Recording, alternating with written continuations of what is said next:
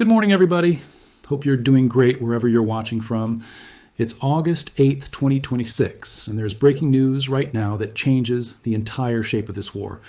Iran didn't send a diplomat with a polished statement. Iran didn't route it through a state broadcaster with a stiff upper lip. Iran went straight to Washington and asked, in plain language, for the strikes to stop. Not a ceasefire demand, not a warning, a request.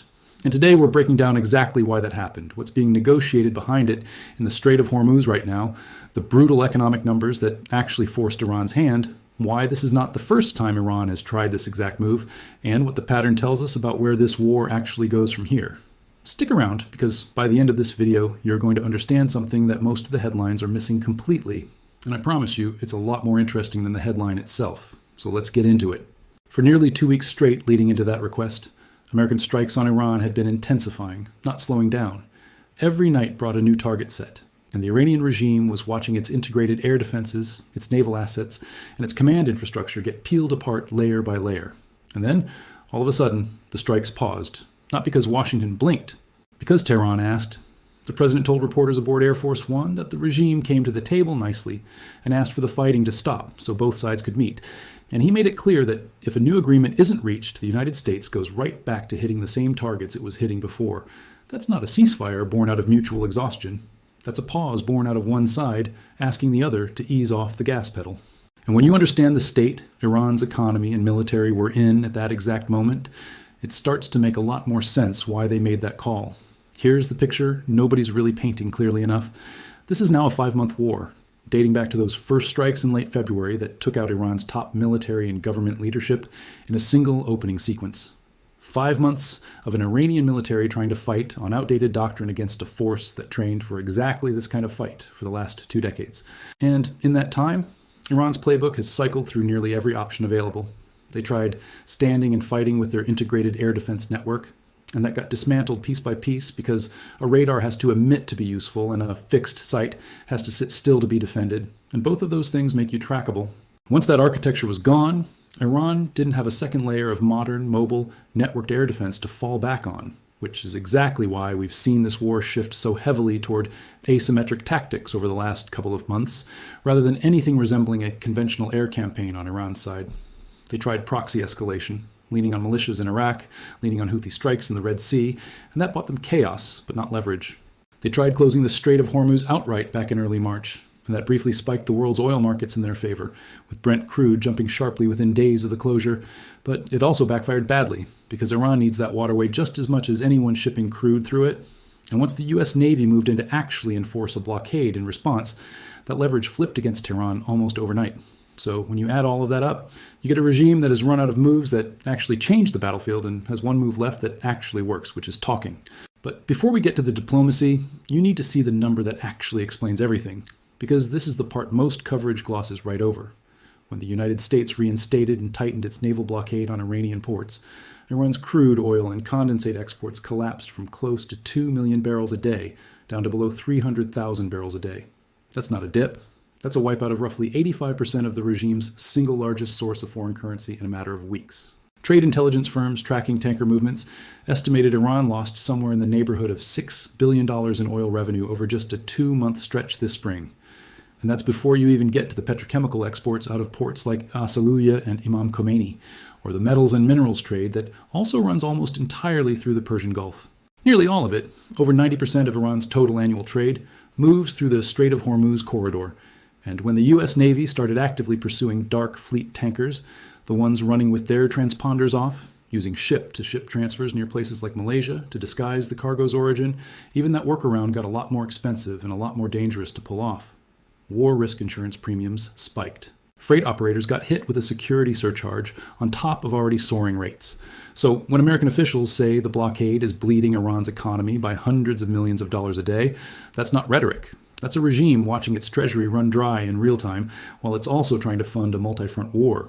And that financial squeeze is exactly why the Strait of Hormuz talks with Oman matter so much right now. Iran and Oman have been holding negotiations for more than 3 weeks, working through Muscat as the mediator, because Oman is one of the only players in this region that both Washington and Tehran still trust enough to sit across a table from. And as of this week, Iran's foreign ministry says the two sides have agreed on the actual geographic coordinates for new inbound and outbound shipping routes through the strait. That's not a small detail. That's the kind of granular technical progress that tells you these talks have moved past posturing and into the stage where people are drawing lines on a map. The president has been teasing that a deal could be announced within days, and his Treasury Secretary has echoed that a broader agreement might be close. Oil prices dropped and stock markets jumped on the optimism alone, just from the possibility that this waterway might open back up to something resembling normal traffic. But here's where you have to slow down and read the fine print, because this is the part that gets buried under all the celebratory headlines. Iranian officials, including a senior member of Parliament's National Security Committee, have been explicit that these Oman talks are not about reopening the strait. They're about vessel movement and navigation routes. That's it. A full reopening, the kind that gets shipping back to 100 vessels a day instead of the skeleton crew of traffic we're seeing now, would require the United States to end its naval blockade entirely and pull back its military presence from the region. And Iran knows that's not happening anytime soon.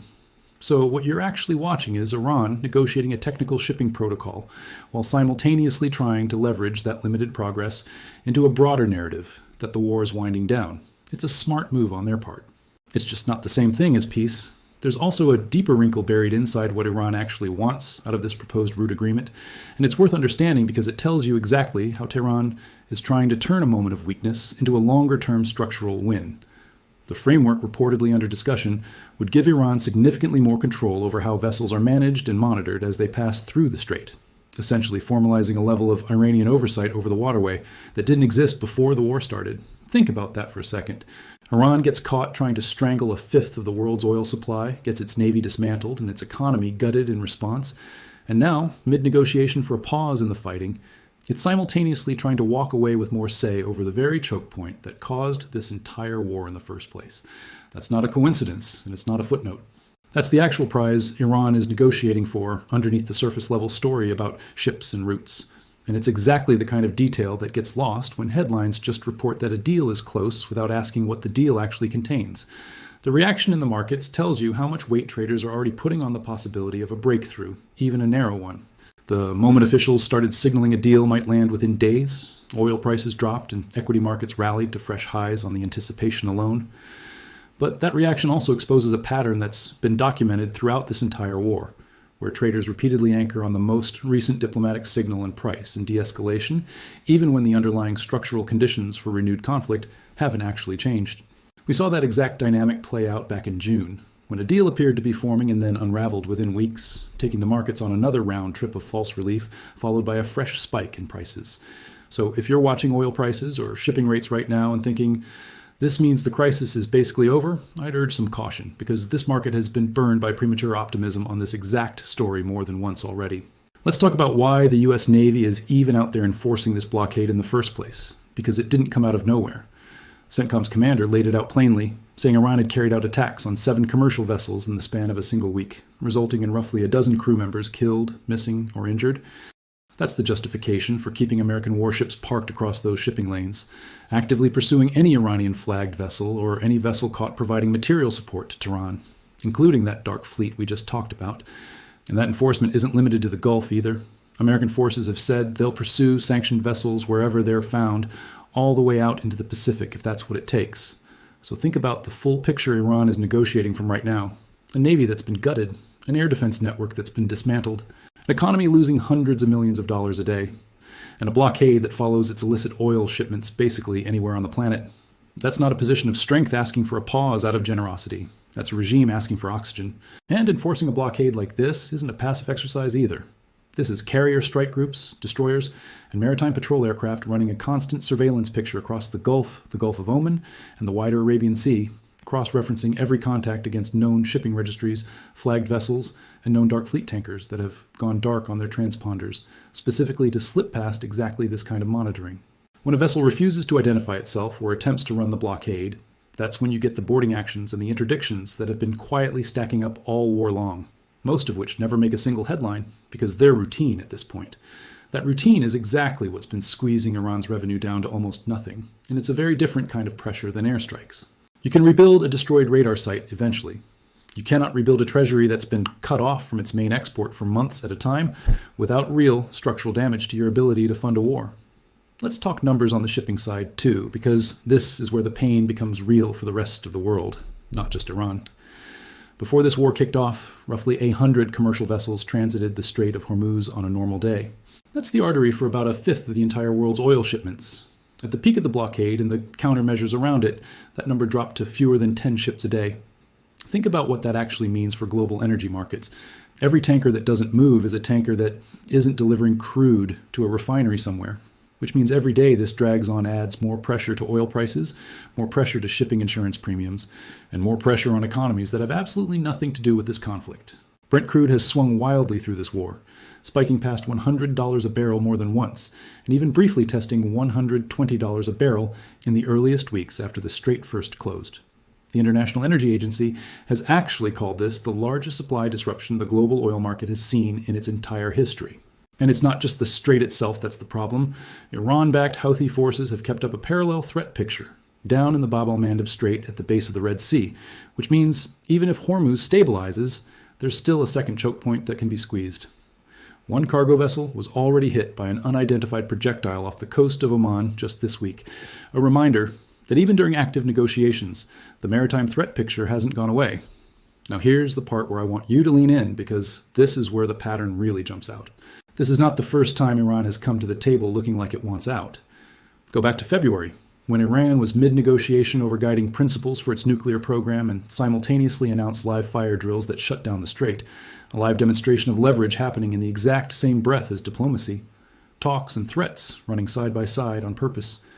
Go back to April 4th, when the United States offered Iran a straightforward 48-hour ceasefire through a third party. Iran didn't just decline it. Iran formally rejected it and actually intensified operations on the ground rather than pausing them, which tells you that at that point in the war, the regime still believed it had enough left in the tank to keep fighting rather than negotiate from a position of weakness. 4 days later, on April 8th, the two sides agreed to a 2-week ceasefire brokered by Pakistan. That one held just long enough for headlines to call it a turning point before it collapsed, and talks in Islamabad that were supposed to build on it fell apart entirely, leading directly to the naval blockade being imposed in the first place.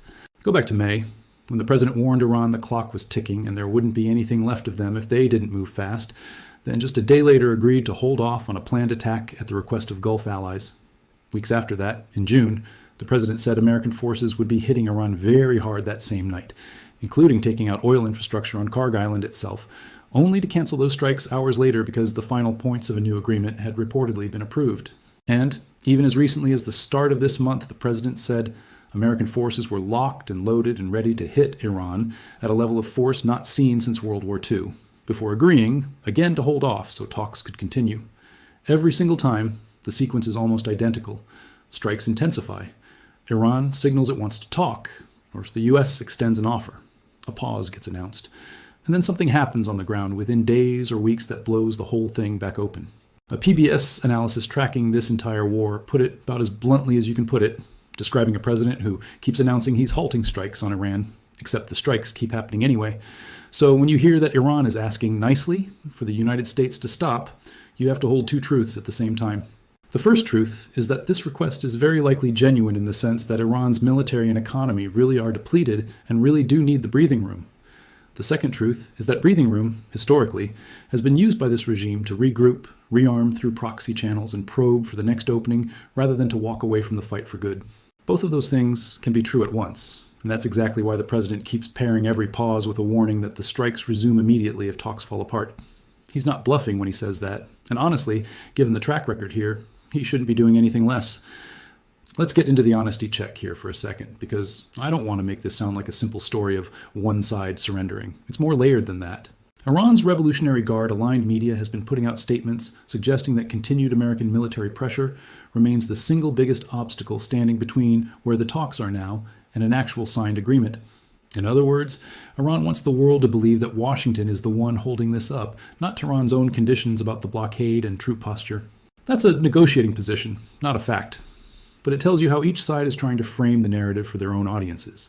Iran needs its domestic population and its regional proxies to believe it's negotiating from strength, not desperation, even while its economy bleeds out and its military options have been stripped down to almost nothing. And Washington needs to make sure that any pause doesn't get mistaken, at home or abroad, for the war being over, because it isn't. Nobody has signed anything final yet. What exists right now is a proposed shipping corridor and a lot of optimistic quotes from officials on both sides. And optimism has been wrong before in this exact conflict, more than once, going all the way back to that first ceasefire in April that fell apart within weeks. There's also a quieter, more human layer to this honesty check that's worth sitting with for a second. Every time this war pauses, even briefly, it's real families on both sides who get a short window of normalcy, whether that's a shipping worker in the Gulf who gets to move cargo again, or a family in Iran that gets a few nights without the sound of strikes overhead. That doesn't make the underlying strategy any less calculated on Tehran's part. But it's a reminder that behind every one of these diplomatic cycles, there are real economic and human stakes riding on whether this particular pause holds longer than the last one did. If this kind of breakdown is helping you actually understand what's happening over there instead of just scrolling past another headline, go ahead and hit that like button. Drop a comment with what you think Iran's actual endgame is here, and subscribe if you haven't already, because we track this story every single day, and you do not want to miss the next update, especially with how fast this is developing this week. Now let's swing over to the global roundup section, because there is a lot happening outside of the Gulf that connects to this bigger picture, and you're going to want to hear this. Over in Ukraine, Russian forces launched a brutal overnight assault on Kyiv Oblast, hitting the region with more than 20 ballistic missiles alongside anti-ship cruise missiles and over 100 strike drones in a single barrage. At least 16 civilians were killed and dozens more wounded. Russian officials claimed they were hitting military logistics and supply hubs, but Ukrainian officials and the companies involved say the sites were civilian retail warehouses, distribution centers for clothing, footwear, and auto parts brands that had absolutely nothing to do with the war effort. Ukraine's air defenses only managed to intercept a fraction of that overnight barrage, and that tells you something important about where Ukraine's interceptor stockpiles stand right now, which is exactly why there's a renewed push in Washington to help Ukraine actually manufacture Patriot interceptor missiles domestically instead of just shipping over limited batches from existing stockpiles. NATO's envoy has reportedly been leading that push directly with Ukrainian officials and defense industry executives over the past month.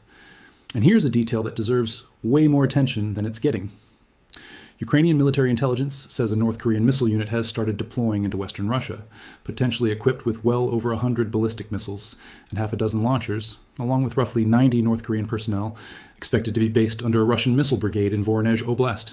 That's not North Korean troops digging trenches anymore. That's North Korean strike capability being folded directly into Russia's offensive missile posture against Ukraine. Think about the scale of that alliance shift. You've got Iran leaning on proxies in the Middle East, Russia leaning on North Korean hardware and personnel in Eastern Europe, and all of this happening at the exact same time the world's attention is locked onto whether a shipping corridor in the Strait of Hormuz gets finalized this week. That's not a coincidence you can afford to ignore. Meanwhile, down in the Red Sea and the wider Gulf region, the ripple effects of this entire war are still playing out in ways that rarely make the front page. Saudi Arabia has had to take entire refinery capacity offline after Houthi missile and drone strikes damaged processing and storage infrastructure, forcing hundreds of thousands of barrels a day out of the supply chain for weeks at a stretch while repairs get made. At the same time, Saudi Arabia has had to reroute a huge share of its own crude overland from the Gulf side of the country to Red Sea terminals, just to keep exports flowing while the Hormuz corridor remains unreliable, pushing that overland pipeline well past its original design capacity. And on the diplomatic side, there's actually been a genuine bright spot worth mentioning, with the administration announcing an agreement on the complete disarmament of Hamas and other armed groups inside Gaza. A major step for a different but closely linked front of instability in the region, since Hamas has functioned as one of Iran's longest-running proxy investments. When one proxy network gets dismantled through diplomacy while the parent regime funding it is simultaneously begging for a pause in its own war, that's not two unrelated stories. That's the same pressure campaign showing up in two different theaters at once, and it's a pattern worth keeping in the back of your mind as we head into the next section. So now let's get into the 4D chess strategic analysis section, because this is where I want to connect some dots that most coverage isn't connecting. On the surface, this looks like a simple story. Iran got beat up badly enough, financially and militarily, that it asked the fighting to stop, and now diplomats are hammering out shipping routes in Oman. Clean, straightforward, done. But look at the timing again. Iran is finalizing a narrow technical agreement on navigation coordinates at the exact same moment it's telling its own state media that the real obstacle to peace is American military pressure, not its own refusal to accept the terms of the blockade. That's not contradictory by accident. That's a deliberate two-track strategy. Track one, get a limited win on paper, a shipping corridor deal that lets Iran claim progress toward normalcy to its own population and slow the bleeding on its oil revenue even partially. Track 2, keep insisting publicly that Washington is the aggressor, still standing in the way of full peace, which keeps the door open for Iran to justify rebuilding its proxy network and its degraded military without looking like it broke a promise if fighting resumes. And here's the part that connects straight back to the pattern we already walked through. Every previous pause in this 5-month war became a window Iran used to regroup, rather than a genuine step toward a lasting peace. There's no reason baked into this regime's track record to assume this pause is fundamentally different, except for one thing, and it's an important one. This time, Iran has far less left to regroup with. Their integrated air defenses are gone, their navy has been gutted, their oil revenue has been cut by roughly 85%.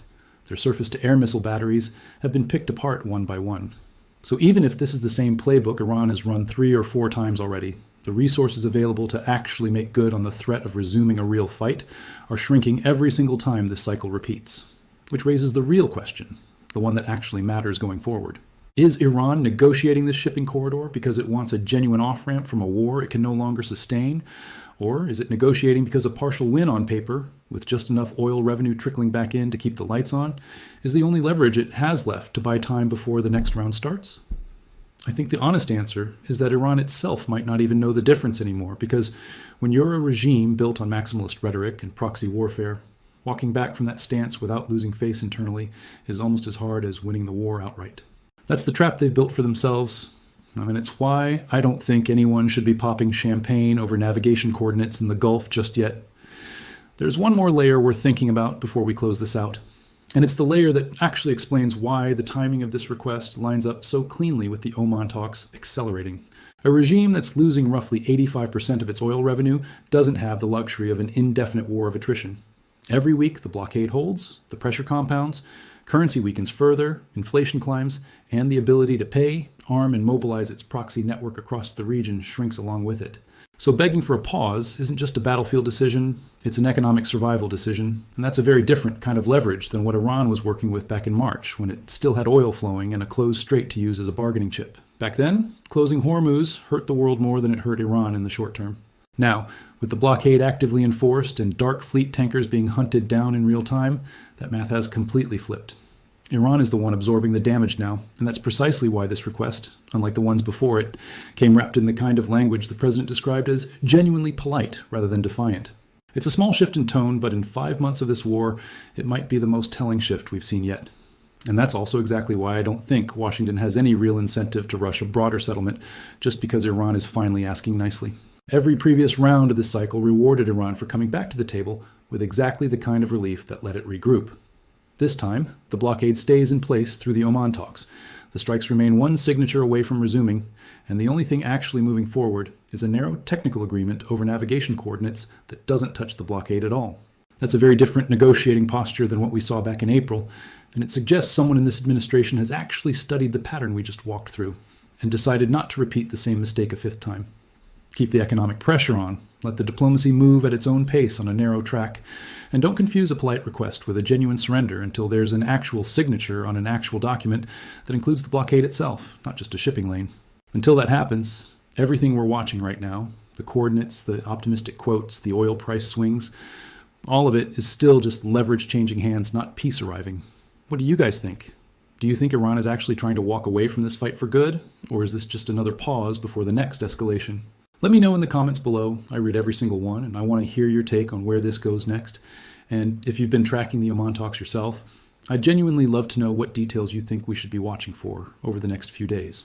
If you found this breakdown useful, make sure you're subscribed so you catch the next update the moment new details break, because with talks moving this fast in Oman, there's a very good chance we're covering a new development within the next day or two. And this is exactly the kind of story where the situation on the ground can flip within a single news cycle. Go ahead and share this with anyone who's been trying to make sense of what's actually happening in the Gulf right now, because most of the coverage out there is only giving you half the picture. Either the celebratory headline about a deal being close, or the grim headline about another strike, without connecting the two into the actual pattern we just walked through together. Thanks so much for watching, and I'll see you in the next one.